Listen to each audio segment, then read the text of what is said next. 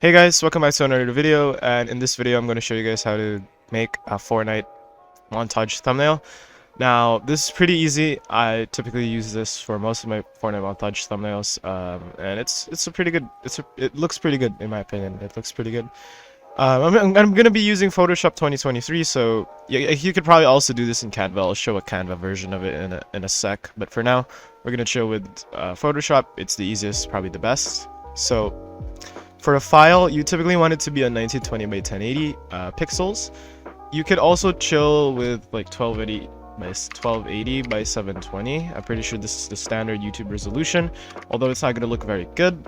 You could also just go all out and 2560 by 1440, which is what most people use, because 2560 by 1440 is pretty much 1440p, but 1920 by 1080 should do the job well. For the first thing, or at least the first thing you want to do, is get a screenshot. So I got a screenshot here.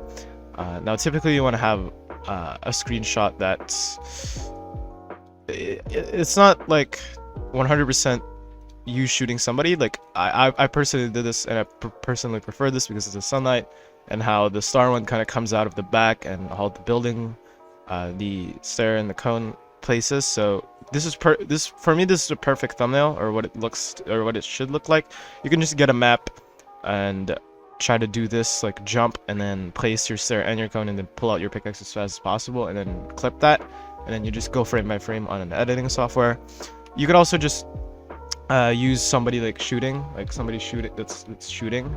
It's just also pretty good. Like if you shoot somebody, hit him for 209, you could also use that, but I personally just prefer this one. So yeah, it really depends on you. So starting off, we're gonna press Control Alt and U, and then we'll come up with this. Now you want to put your saturation on 50%, and that's pretty much it. You just do that, and everything just feels more saturated. Now, actually, let's make another copy and show you how it looks like with and without. It just looks 10 times better, trust me.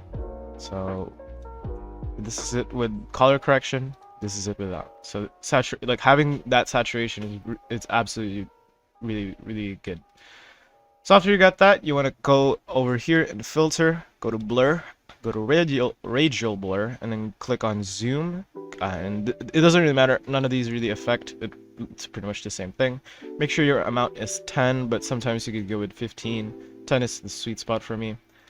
Press OK, and then look, it just looks infinitely better than what it was, or at least that blur just, you know, it just feels like you're moving fast, and in all honesty, that's pretty cool. And then after that, you want to make sure you get an emoji. Now it doesn't have to be any emoji in particular, so I'm just gonna choose a heart. You can do whatever emoji you want. Just click on images, look for the one with eye emoji in it, or basically the most common looking ones, like these. This one is the most common one. So right click, copy image, or you can save image as, but for me, I just copy image because it's pretty lazy. And then Control V, and then it should come up with this. Now you might be thinking this looks ugly right now, and yeah, you're right, it is. So we're gonna right click the, actually no, okay, it's already rasterized. So we're gonna go down this little tab right here at the right, and then click on remove background. Now this removes the background completely, and yeah, it looks pretty cool for me. And yeah, you just want to resize this, and I don't know why my thing has disappeared. Okay, so I got it working again. If you're wondering how I got these, just press Control T, and then you should be able to. This part should come up. Oh my goodness, that was so embarrassing. But anyway, you want to resize this till it a little bit to the side, like so, and then there you go. Now that's the thumbnail, but you could probably make this a lot better than it looks. So you want to make sure this is rasterized. It's already rasterized. And then you want to double left click it, and then click on outer glow. Now outer glow, it basically adds a glow to your emoji. So you just kind of want to experiment on this. I personally like 100 size, not a lot of noise, and then change the color to whatever the color the emoji is, like that. Increase the spread a bit, increase the noise a little bit, and yeah, it should look like this. It's barely a glow, but you could probably it's still pretty good. But you could just lessen the noise and increase the size. It's a one that most people do. They just max out the size and max out the spread, or I mean lower the spread, so that it doesn't like it just kind of feels like there's a little bit of ambience going on at the back of the glow. Now you could also increase the opacity. 35% for me is the sweet spot with 100 pixels because it's barely noticeable, but it's still noticeable enough that it kind of gives you this ambience feeling. And for me, that's pretty good. You don't want to add a glow to your emoji, or you don't want to add a radial blur to your emoji. So just stick with this for now. And then also some additions if you want to have some additions, because right now this is pretty much it. You could probably post this on YouTube already. But some additions is you want to press Control Alt Shift and E, and then it basically combines all the layers and puts it into one. And then you click on Filter and then Camera Raw Filter. Now I love this. I just love this setting. Honestly, I don't know why this is not used a lot, but for me this is perfect. Like you could have literally one simple idea for, or like a color scheme that you want, and it completely changes using the camera raw filter. It's really good. Now for Valorant montages, this is perfect. So let's say you want to post like a video that includes a lot of sun or feels very hot, and you want to increase the temperature here. You want to decrease the temperature if you want it to be like a cold video or whatnot.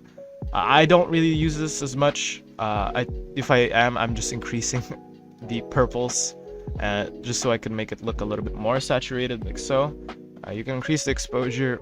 I don't really do this exposure stuff.